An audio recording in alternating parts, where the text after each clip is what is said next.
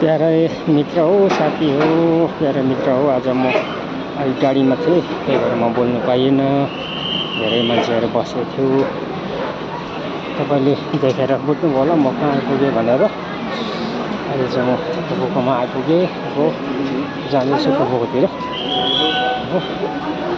अनि अघि चाहिँ अब गाडीमा बोल्नु भएन, मौसम राम्रो छ, ठन्डा छ।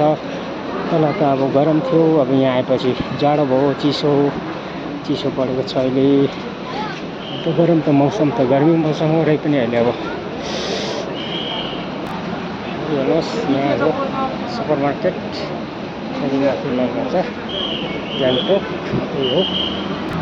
यता गएछ भनेदेखि तपाईँको नथुला चाइना बोर्डरतिर जान्छ। यहाँदेखि उता लाचा लाचुङ भन्छ हो, चाइना बोर्डर उता जान्छ। यस्तै छ। यता चाहिँ अब सिलगढीपट्टि जाने हो। यहाँदेखि गएपछि अब रानीपुर, त्यहाँदेखि सिङताम, रम्फू हुँदै सिलगढी पुग्छ यताबाट चाहिँ। यस्तै छ। तपाईँले बुझ्नुभयो अघि मैले भनेको।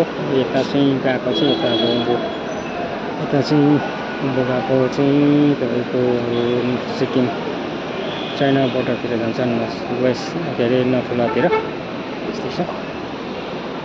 हेर्नुहोस् कति ठन्डा मौसम छ। गर्मीको मौसममा पनि अब ठन्डै छ, पात लगाइरहेको छ। हिजो अस्ति पानी परेको थियो, पानी रह्यो। यस्तै छ मौसम।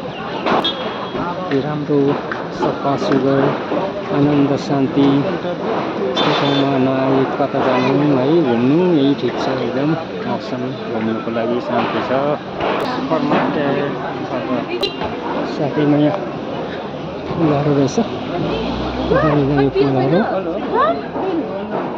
कस्तो दामी दामी फुलहरू छ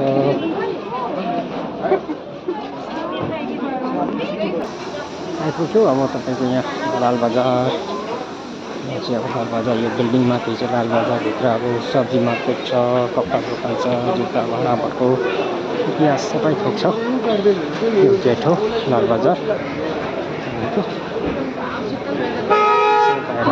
थापिरहेछ सही बजार